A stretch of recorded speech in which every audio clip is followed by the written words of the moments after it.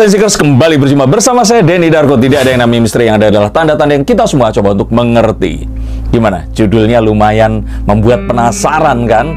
Ini adalah analisa saya pribadi menggunakan kartu yang saya lihat. Nah, kenapa kok saya merasa pede? Karena kemarin pun saya analisa Jokowi akan naik lagi, ya ternyata berhasil. Dan ini saya lihat menggunakan kartu saya. Dan ini adalah pengandaian yang pasti akan masuk akal. Kenapa begitu? Coba ikuti sampai selesai. Presiden itu rasanya masih harus tetap laki-laki. Loh, Denny Darko sekarang seksis? Bukan seksis, tetapi ini preference. Saya katakan jika Bung Karno atau IR Soekarno itu masih ada, saya yakin ini akan, kalau harus milih di antara dua, saya akan melihat bahwa beliau ini akan lebih memilih Pak Ganjar Pranowo dibandingkan Mbak Puan Maharani. Tapi yang terlihat di sini, ini adalah kelebihannya. Dan kenapa Pak Karno akan lebih memilih? Karena laki-laki. Nah, kita tahu bahwa Bung Karno ini orangnya juga sangat manly, tahu bahwa kalau masalah kepemimpinan dan sebagainya, dia pasti tidak akan mentolerir. Tapi kalau saya pikir di sini, ini preference akan lebih memilih, ya ini tadi, Jowo, lanang atau laki-laki yang saya lihat. Nah, berikutnya lagi yang akan kita lihat di sini adalah terbukti kerja. Yang satu kerja, ya kerja juga, tapi orang-orang itu di era sosial media seperti sekarang ini terkomunikasikan kalau Pak Ganjar ini kerja.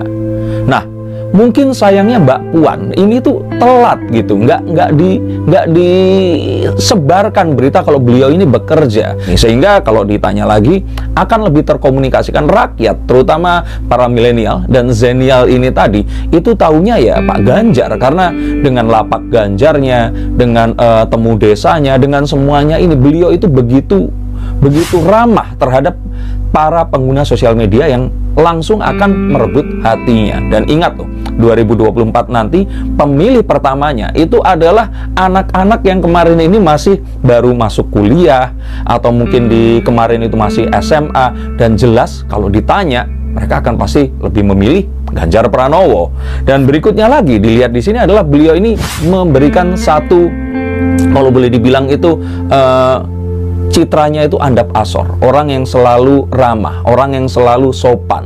Kita mengingat bahwa Pak Jokowi pernah secara ya ini ditangkap kamera, kita tidak tahu waktu itu ini pencitraan atau tidak, mencium tangan kompetitornya waktu itu, mencium tangan lawan politiknya, dan itu menjadikan beliau langsung dicintai oleh semua orang. Karena memang di era sosial media seperti sekarang, di mana semua orang itu bisa diraih menggunakan sosial media, seseorang pemimpin di Indonesia itu harus yang bisa memenangkan hati kebanyakan rakyatnya. Dan karena Indonesia sebagai negara berkembang, masih banyak sekali masyarakat menengah ke bawah, mereka akan lebih suka orang-orang yang dicitrakan itu mendengarkan mereka, sebagian yang merupakan bagian dari mereka, orang-orang yang menyapa mereka secara langsung, ikut kotor bersama mereka, dan tahu mereka ini siapa. Dan mengingat itu tadi, maka mereka ini merasa kalau seandainya harus memilih mana yang lebih merakyat dan mana yang lebih pejabat, masyarakat pasti akan masih memilih mana yang lebih merakyat. Dan karena itulah Pak Jokowi ini terpilih. Masyarakat ini menginginkan seseorang yang benar-benar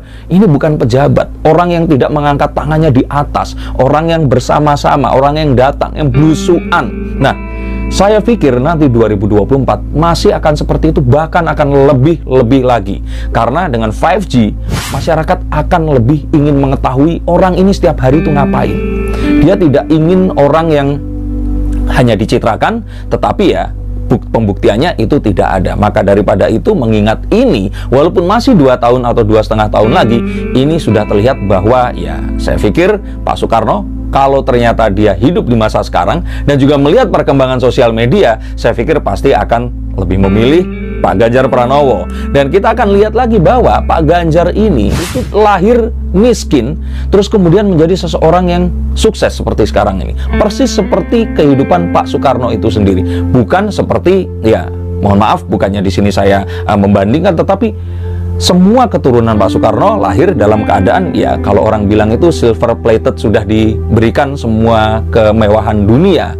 Nah, apakah itu salah? Tidak. Tapi saat ini tadi diceritakan dengan cara yang ya tidak nyampe ke masyarakat, masyarakat akan lebih memilih cerita-cerita seperti itu tadi. Seseorang mulai dari bawah, dia merasakan miskinnya hidup seperti apa, terus kemudian naik dan menaiki tangga hingga akhirnya beliau ini menjadi seorang pemimpin. Saat ini masyarakat sangat-sangat menginginkan pemimpin yang seperti itu. Dan kalau ternyata cerita tandingannya tidak terlalu baik, ya saya pikir itu tadi, jika Bung Karno ada, pasti akan lebih memilih storytelling yang akan lebih menarik. Dan berikutnya lagi, yang tidak dan susah untuk disamai di sini adalah sama seperti Jokowi, beliau ini populer di kalangan anak-anak muda.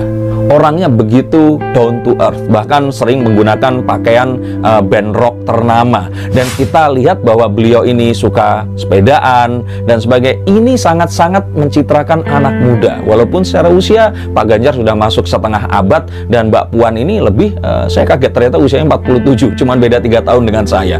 Tetapi ini kelihatan banget, walaupun rambutnya putih, tapi beliau ini funky. Dan kalau memang akhirnya dicitrakan seperti itu, dan mengingat bahwa anak muda adalah core atau inti dari pembangunan yang sebenarnya, saya pikir agar ini semua bisa mengajak semakin banyak anak-anak muda untuk ikut dengan nasionalisme mereka, Pak Ganjar ini masih akan tetap menang di dalam faktor tersebut tadi. Dan selain itu, kalau dilihat dari usia, ya usianya matang. Walaupun Pak Soekarno waktu menjadi Presiden RI ini usianya masih 44 tahun, seusia saya sekarang. Tapi mengingat bahwa kondisi Indonesia mungkin sekarang ini berbeda dengan dulu, dan memang kalau dulu kita susah menemukan seseorang yang akan bisa menandingi seorang Bung Karno. Mungkin saat ini kalau dilihat 47 dan 51 ya, ini orang akan lebih memilih kematangan usia yang lebih baik.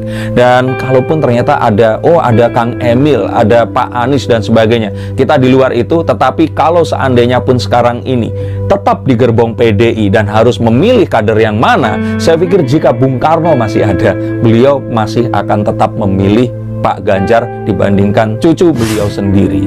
Dan terakhir kali di sini, ini satu hal yang mungkin agak begini.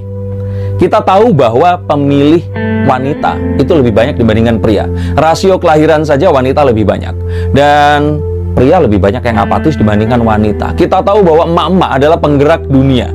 Emak-emak adalah core dari netizen yang sesungguhnya.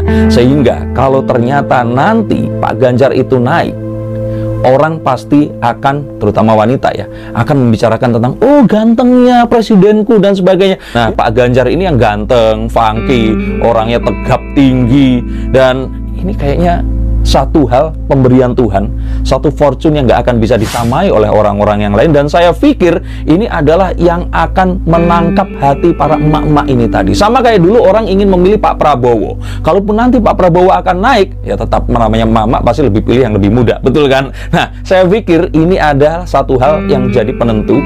Sama juga dulu waktu Bung Karno itu menjadi presiden, dengan ketampanannya ini tadi, orang-orang ini langsung terkesima. Dan saya pikir kalau ini sih nggak cuma Bung Karno, kayaknya wanita-wanita akan lebih memilih Pak Ganjar. Tetapi kembali lagi, mungkin saja ini adalah fantasi saya, mungkin saja analisa saya keliru, tapi di sini ada satu hal yang saya coba bayangkan. Kalau seandainya Bung Karno atau Pak I.R. Soekarno itu masih ada, saya pikir ya itu tadi, kalau dihadapkan dengan dua, beliau akan lebih memilih Ganjar Pranowo. Saya pun mungkin akan memilih begitu. Kalau Anda